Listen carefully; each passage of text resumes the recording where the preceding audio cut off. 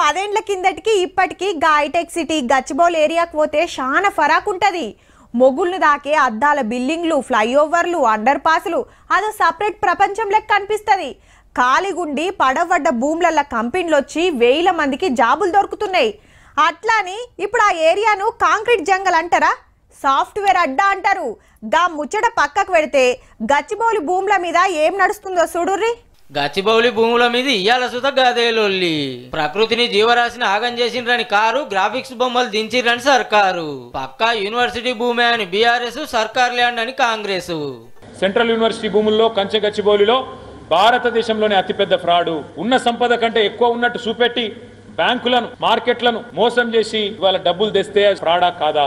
లోను ICICI bank ఇవ్వలే, direct గా ప్రభుత్వం ఇచ్చినా ఇవ్వకుండా నేరుగా కలెక్ట్ చేసుకోవడానికి ఆర్బీఐ నిర్ధారణ కూడా చేసింది. 400 ఎకరాల చెట్లు కొడుతున్నావు, మొత్తం జింకలు చేస్తున్నాయి, జంతువులన్నీ మాయమైతున్నాయి. 9 ఏళ్ల క్రితం రాజస్థాన్ లో చనిపోయిన జింకను చూపించారు. ఇక్కడ మన అడవుల్లోనే ఎక్కడైనా ఏనుగులు ఉన్నాయా?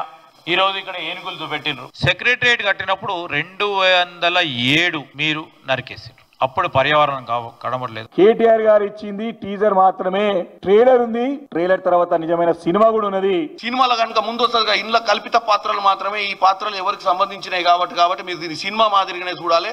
దీంట్లో మీరు ఏది కూడా సీరియస్ తీసుకోవద్దని చెప్పి ఫస్ట్ టైటిల్ వేయించాల్సిన అవసరం ఉంది వీళ్ళ ప్రెస్ మీట్లో. పార్టీల పంచాయతీ గిట్లుంటే సుప్రీంకోర్టు వేసిన కమిటీ 2 రోజులు హైదరాబాద్ లోనే ఉండి అన్ని పార్టీలు చెప్పిన ముచ్చట్లు, కాయిదాలు చూసిండ్రు. వాళ్ళు ఏం రిపోర్ట్ ఇస్తారో చూడాలి మరి.